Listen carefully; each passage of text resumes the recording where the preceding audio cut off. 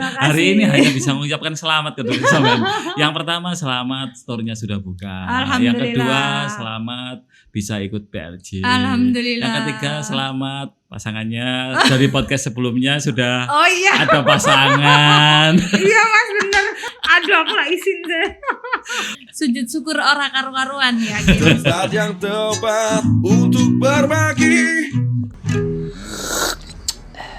Halo Sobat Ngopi, ketemu lagi dengan saya Bang Najib dan kita berada di lokasinya yang baru launching ini. Asik. Abjek Kreatif Studio. Selamat datang. Kita bersama ownernya yaitu Mbak Lia. Owner dari Abjek Kreatif Studio. Abjek Kreatif Studio itu apa sih Mbak? Tapi sebelumnya iya, katanya muni aku. sengaja aja nih.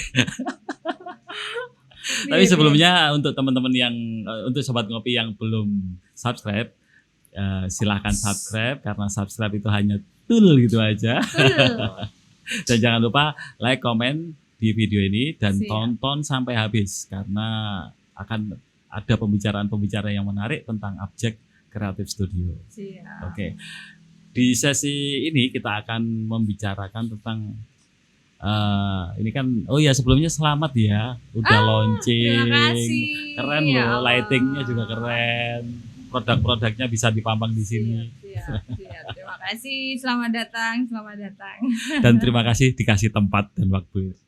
Meskipun hampir tengah malam teknya. Biasa Mas, geng lowong. Abjek Kreatif Studio. Ini kan sebuah kayak apa sih konsep ini? Apa ya Mas? Kalau dari saya pribadi sih sebenarnya cuma nyari tempat men kita ora pindah dari warung kopi ke warung kopi yang lain. Loh, nah aku kan hanya menikmati warung kopi yang satu ke warung kopi yang lain. Benar, sampean kan panjenengan niate gitu. Enggak sih sebenarnya ini wadah sendiri, wadah terutama untuk produk-produk Abjek. Jadi biar kita siapa sih yang nggak mau punya tempat tempat secara nyata, nggak cuma di online. Jadi toko offline lah ya. Toko offline. Jadi sekiranya orang mau cari produk Abjek, ada lokasinya beneran. Ini lokasinya di mana ini? Ini di Dusun Damarsi. Wah, ini pasti sampean nggak ngerti. Dusun Damarsi, Desa Kepuhanyar, Kecamatan Mojoanyar. Kalau Dusun Damarsi aku pernah dengar. Pernah dengar ya. Alhamdulillah ya Allah. Gara-gara undangan. Lah, iki wes. Gara-gara kondangan atau Damarsi. Akhirnya. Dan ini ternyata saya sering lewat sini kan sebelah situ kan? Ada ini kayak produk makanan gitu ya. Makanan bahan makanan. Oh iya, ada. Untuk bakso dan lain-lain. Daerah agak sangat. Ini konsepnya yang diusung konsep store atau gimana sih? Ya, jadi selain buat tempatnya produk-produk Abjek, kita juga insya Allah kedepannya mewadahi teman-teman juga yang punya produk kreatif. Itu bolehlah kita titik ding tempatnya di sini. Gitu ya. Jadi kayak ayo pamer bareng-bareng nang wong-wong. Pamer gak api. Apa terusan dia. Tapi kalau punya dagangan harus dipamerin. Kita harus pamerkan hal-hal yang bagus kan ya. Nah, selain itu juga ya bisa lah nanti buat tempat nongki-nongki tipis-tipis lah. Iya, nongkrong tipis-tipis. Nanti juga kemungkinan bakalan ada bisa dipakai buat tempat workshop juga dengan kapasitas kecil. Jadi yo aku mau lah Mas Kreatif Studio. Jadi berharapnya kok wong-wong rene yo mbok ngobrol apa, ngedabrus apa gitu loh Mas. Ini berarti menyediakan tempat untuk rasan-rasan ini ya. Gibah. Boleh. Gibah kreatif loh ya tapi ya karena ada embel-embel kreatifnya. Harus kreatif gibahnya. Ya, gitu sih kepinginnya. Kalau ini secara konsep dari konsep tempatnya ini ngusung tema apa sih? Jadi kepinginnya itu industrialan. Ya, jadi seperti ini kita konsepnya besi sama sebenarnya ini kayu Mas konsep awalnya. Harusnya kayu. Cuman begitulah pasti semerap ya sampean ya kendalanya. Jadi akhirnya apa yang ada ini juga kita belinya juga di apa ya, toko kayu sing memang wis potongan gitu loh Mas. Oh, Nah, jadi bukan tetep bukan limbah ya. Mesinnya kasih keluar lisan nih. Nah gitu. Jadi ya alhamdulillah karena dirasa masuk nggak masalah lah kita melenceng dari konsep titik. Tapi kan dia tetap masih kelihatan industrial. Untuk kayak, nah ini meja ini sebenarnya kan mau dijadikan kursi. Ini juga dari kerat-kerat minuman. Jadi kita kepinginnya itu memang objek itu kan kita pengolahan limbah lah istilahnya ya, biar kita base-nya limbah. Jadi nek jarine wong keren-keren itu memberikan lifetime lebih pada limbah. Jadi biar nggak jadi sampah. Keren. Inilah. Tapi ini belum jadi sempurna sih yo, bal sithik lah yo Mas, engko nek kesuwen kok nek gak buka-buka itu. Tapi ya gini, kalau menurut saya sih secara pribadi, kalau kita melakukan sesuatu secara bertahap atau ada proses yang kita nikmati, seneng itu bolak-balik. Oh iya Mas, benar. Contoh misalnya hari ini Objek Kreatif Studio sudah sampai pada level ini. Ini udah bahagia yang punya kayaknya. Oh bahagia sekali Mas ini. Engkau nek upgrade titik mana tambah seneng mana. Sujud syukur ora karu-karuan ya gitu so. Alhamdulillah sekali ini. Ini yang akan diwadahi apa memang harus dari produk limbah atau bisa dari produk lain? Enggak sih Mas, sebenarnya enggak harus produk limbah, tapi kita memadai teman-teman yang punya produk kreatif ya, terutama handmade, craft gitu, kerajinan tangan. Karena kan saya sendiri masuk di komunitas.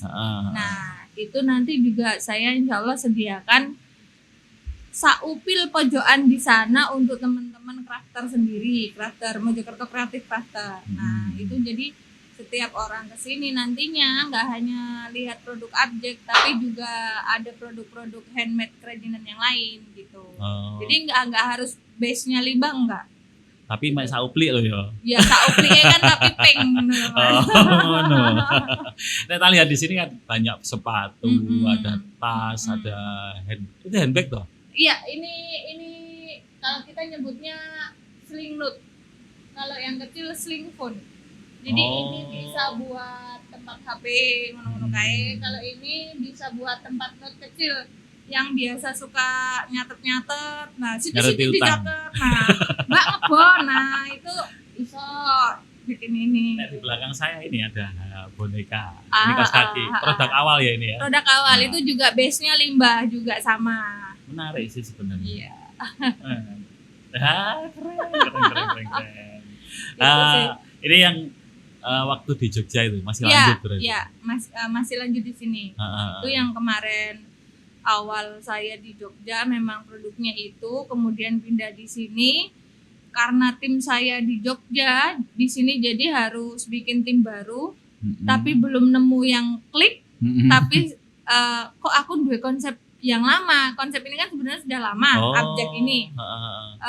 Tak obrolin ke beberapa teman, ternyata mereka juga respon, sefrekuensi lah kayak istilahnya gitu. Akhirnya ayo wis gas ini dulu, nggak apa-apa. Apalagi kan pengrajin sepatu sandal Mojokerto kan banyak. Nah, jadi kan potensi itu lokal dioptimalkan. Nah, kepinginnya lagi biar orang-orang Mojokerto yo sumbunge ya Mas, sumbunge lah istilahnya. Biar termotivasi kalau ini loh, ini produk Mojokerto tapi bawa brand sendiri. Nah, sampean kan biasanya ngerti nih KW-KW. Padahal kualitas juga nggak kalah bagus sebenarnya kan. Kalau mau digarap serius, nggak misalnya kayak objek ini kan harga itu kita bikin kayaknya sih saya lihat. Saya sampean bikin ini orang kalau lihat produk objek harga itu kalau bisa nomor sekian. Yang penting barangnya dulu. Benar nggak gitu? Benar. Harusnya memang seperti itu. Kualitas dulu kita lihat kualitas, atau setelah kualitas kita dapat istilahnya value apa yang dapat dari produk itu. Kalau naik produk kan untuk masalah sepatu, kenyamanan, kualitas, terus desain yang bagus itu kan kayak seperti fardu ain toh Mas. Tapi di sisi lain nilai plusnya apa? Sampean tuku produk sepatu objek apa yang sampean rasakan? nek aku bangga Mas. Wah. Nek aku bangga, bukan masalah karena ini produk abjek nggonku dhewe, bukan. Karena dengan saya make ini, saya wes paling nggak sedikit membantu mengurangi sampah. Nah, gitu. Walaupun 0,0000000. Walaupun 0,000000. Paling nggak kan 0,000-nya Ya. tadi itu peng. Nah, ada kontribusinya. berapa kali Tetap ada gitu ya kontribusi. gitu.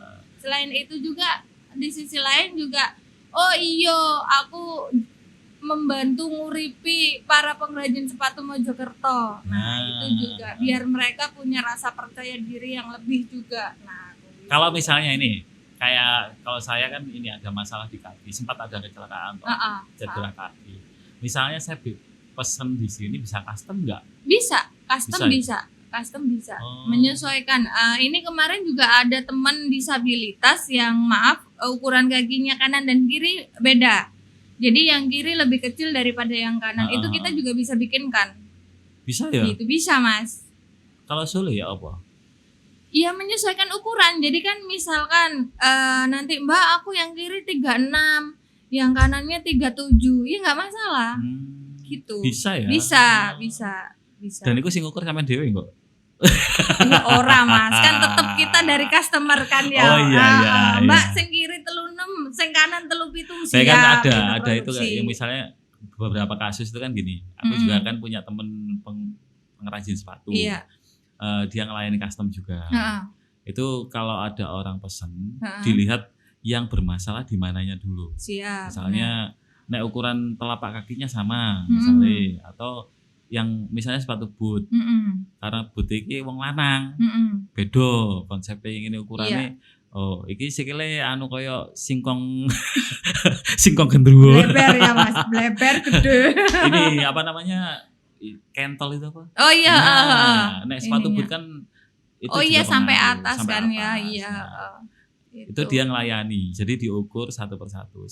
Kalau sampean juga sama ya? Kalau saya untuk customnya mungkin lebih ke itu tadi, bisa ukuran.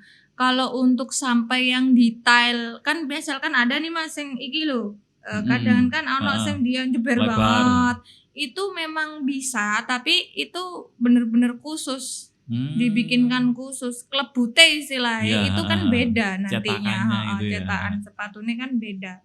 Nah itu tapi kalau untuk umumnya sepatu kami sebenarnya itu unisex, jadi ukurannya pakai ukuran besar, size besar. Jadi berarti kalau cewek pesan sepatu di sini atau mundur ukurannya berapa nomor? 1 sampai 2 nomor. Kadanganku tergantung dari kan orang kadangku, makanya kan biasanya kita ukurannya ukuran panjang kaki Mas.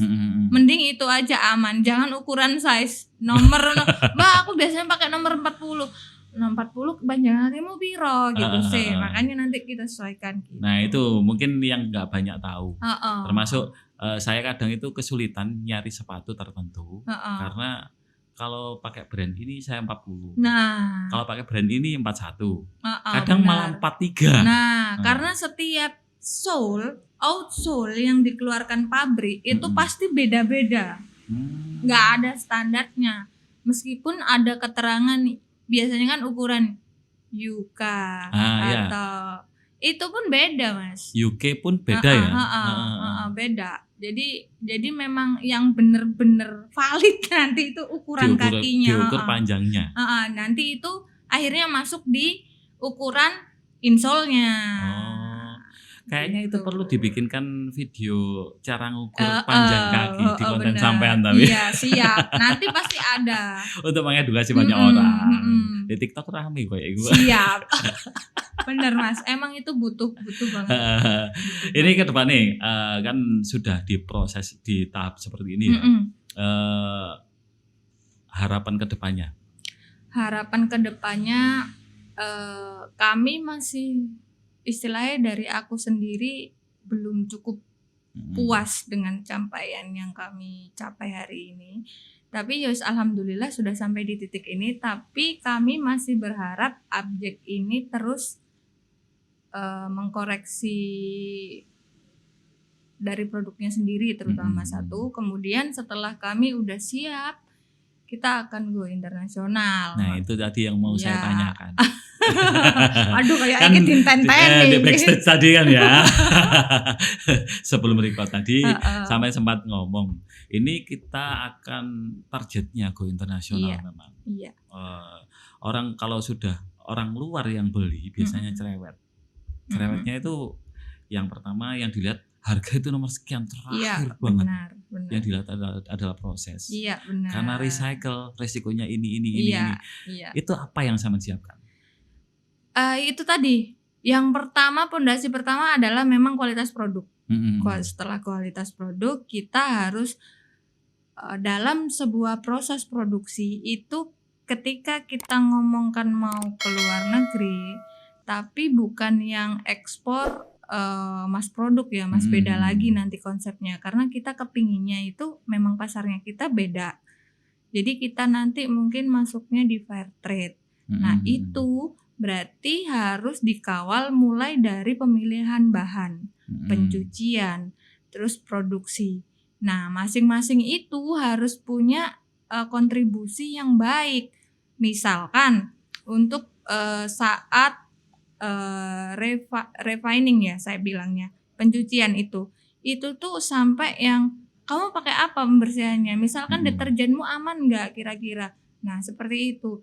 Mencemari air nggak, sampai seberapa limbahnya nanti. Terus juga di waktu reshading kita juga harus tahu lemmu nanti membahayakan pengrajin nggak kira-kira pakainya, sampai segitunya. Sampai segitu ya? Iya.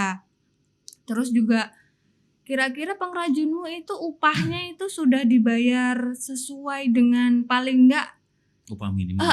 UMR setempat nggak, UMK setempat nggak gitu. Jadi memang harus dipikirkan. Jadi memang benar-benar jangan sampai kita kepingin produk laris tapi kita istilahnya apa ya, menyengsarakan salah satu pihak, entah Ya, itu termasuk lingkungan, entah itu pengrajin, entah itu hewan di sekitar kita. Jadi semuanya dipikirkan gitu. Dan ini apa namanya, untuk menjawab pertanyaan-pertanyaan itu kan kalau kita jawab satu-satu kan susah ya. Iya. Apalagi misalnya ada orang dari UK kontak ke sampean. Aku mau pesan tapi aku mau ini nanya-nanya dulu. Butuh durasi yang panjang. Tadi aja udah 5 menit tuh. Makanya gue ya. Kalau misalnya ada 10 customer dari negara yang berbeda nanya dan pertanyaannya sama semua, gak belangkem nih jawabnya. Enggak lah, Mas. Maksudnya gini, kita kan di awal sudah kita tahu sebelum kita worldwide. Jadi sebelum kita lempar ke fair trade-nya kita sudah aman misalkan mereka pasti taunya dari media sosial kita kan. Dari Oppo TikTok, Oppo Instagram. Nah, di situ kita sudah jelaskan secara rinci. Gak di-spill video prosesnya itu? Iya, salah satunya iya gitu. Jadi memang kita harus entah itu berupa video lah, entah itu berupa feed Instagram yang banyak tulisannya itulah. Apapun yang penting kita menunjukkan kalau ini loh prosesnya kita seperti ini. Menariknya di situ malah. Gitu. Ya, kalau misalnya kalau orang klasik kan metode klasik kalau jualan kan dijelaskan by lisan. Waduh, kayak pembelaan kan itu. benar. Kayak kalau kita mau menjelaskan secara lisan kan kayak orang pembelaan diri. Iya. Itu kan buang-buang waktu juga. Kalau ada konten yang menjelaskan spill satu video pendek atau kan keren itu. Iya. Dan saya belum tahu sih, belum lihat TikToknya sampai. Belum sih, Mas. Jadi kita berarti juga sudah disiapkan ya? Sudah OTW. Jadi nantinya pun misalkan kita pameran ke depan kan kita ada mau ikut PRJ ya, Mas ya. Nah, itu nanti insya Allah kalau dananya mencukupi, nanti di stand bakal ada video yang menayangkan entah itu proses, entah itu keterangan yang menerangkan tentang konsep objek ini. Jadi kita udah nggak capek-capek ini nanti gini enggak. Jadi mereka lihat video itu udah tahu. Nice. Gitu, Mas. Semoga dipermudah, amin ya Allah. Kapan PRJ-nya? PRJ mulai tanggal 9 sampai 28 Juni. Yes. siap-siap meninggalkan Mojokerto berarti ya. Yes, mari kita melebarkan sayap.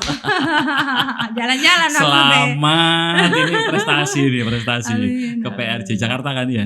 Jakarta. Setelah 2 tahun vakum, ini Ah. bakalan jadi ajang balas dendam masyarakat sekitar bahkan Indonesia terutama ya. Heeh, Itu kan sudah menanti-nanti. Siapa sih yang nggak tahu PRJ, Mas? heeh. PRJ itu salah satu event terbesar dan tertua di Di Indonesia. Indonesia. Nah, itu Dan udah. Abjek terlibat di dalamnya. Iya, alhamdulillahnya kami Keren.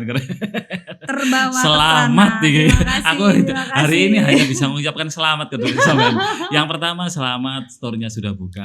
Yang kedua Alhamdulillah. selamat bisa ikut PRJ. Alhamdulillah. Yang ketiga selamat pasangannya dari podcast sebelumnya sudah Oh iya, ada pasangan. iya Mas bener. Sebelumnya saya Sebelumnya kan nggak ada pasangan ya, belum. aduh aku lah izin deh. Pokoknya nice talk malam ini. Alhamdulillah ya Allah, semoga dipermudah ke depannya juga. Amin. Ya, Oke. gitu. Sebelum kita akhiri podcast Mm-mm. ini, final statement untuk pemirsa. Tetap ya Mas, nggak jauh-jauh dari konsep Abjek. Sekecil apapun bentuk usaha kita mengurangi sampah, itu bakalan sangat berdampak buat lingkungan kita. Jadi nggak usah nunggu apa ya kegiatan yang besar untuk kita memulai sesuatu.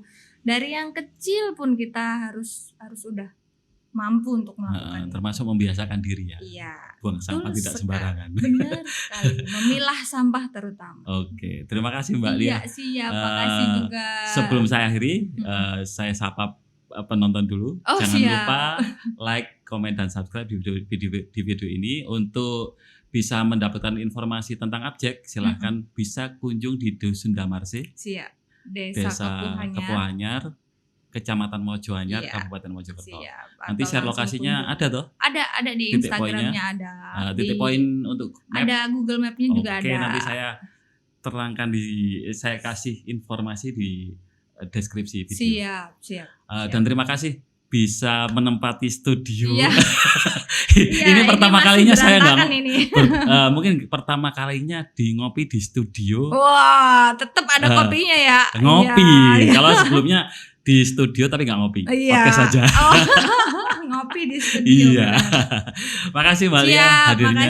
makasih Oke. Mas, makasih.